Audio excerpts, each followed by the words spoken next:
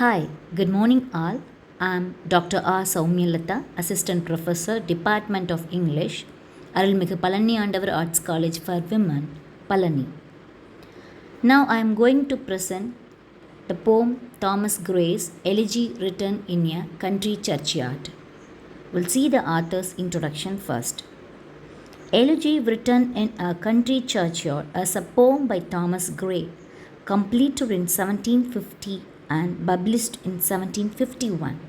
This poem was partially inspired by Gray's thoughts following the death of the poet Richard West in 1742. The poem is an elegy in name but not in form, but it embodies a meditation on death and remembrance after death. The poem argues that remembrance can be good and bad. The two versions of the poem, stanza and another one is elegy, approach death differently. The first contains a stoic response to death, but the final version contains an epitaph which serves to repress the narrator's fear of dying.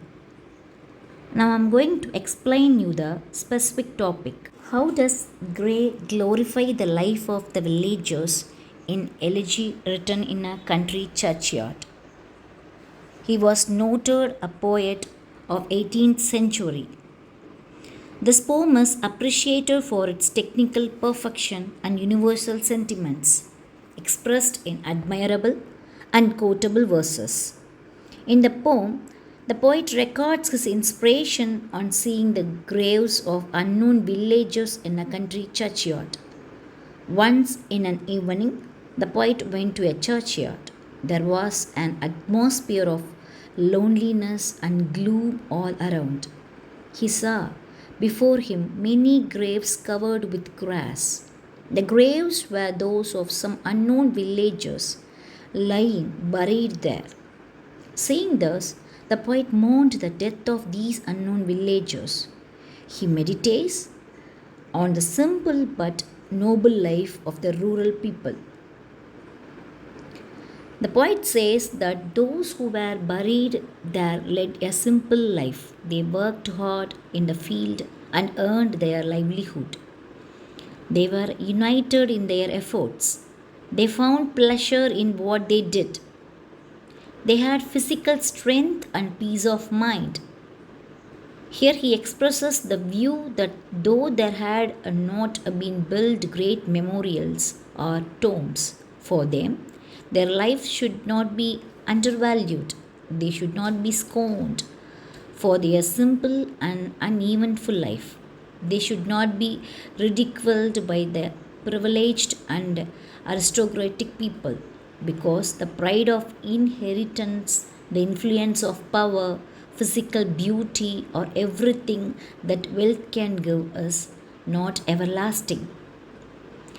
In the course of reflecting on the fate of the villagers, the poet says that is neglected churchyard. There might be a persons with poetic genius. There might be a persons with the ability to rule even an empire. There might be a persons who could have been great musicians, but they did not have a chance to show their hidden power. The poet compares them to gems that lie at the bottom of the ocean, but they remain unknown to men. Similarly, there may be many beautiful flowers in the desert, and they may not come under the notice of the human being.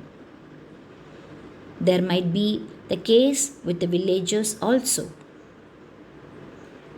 There may be among them someone as brave as Hampden, who revolted against the injustice of the king.